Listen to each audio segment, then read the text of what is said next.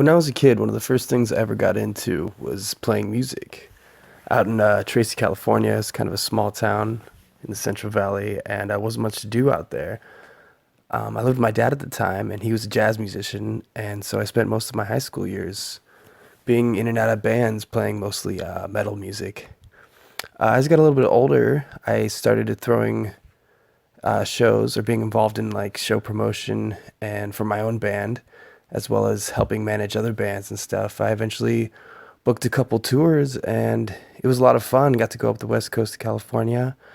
Around my mid 20s, I was interested in moving to the Bay Area to further look into music and stuff. At that point, I had thrown shows that wasn't just metal. I got involved into throwing EDM shows, which was definitely growing popularity.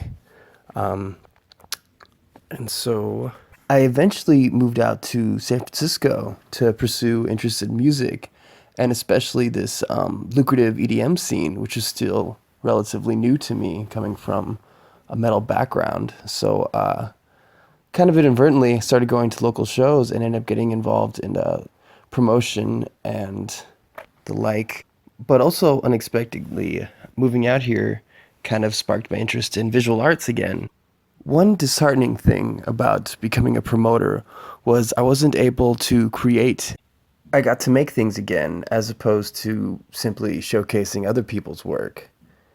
And that unexpectedly became more fun to me, and I wanted to pursue that and put most of my focus on that.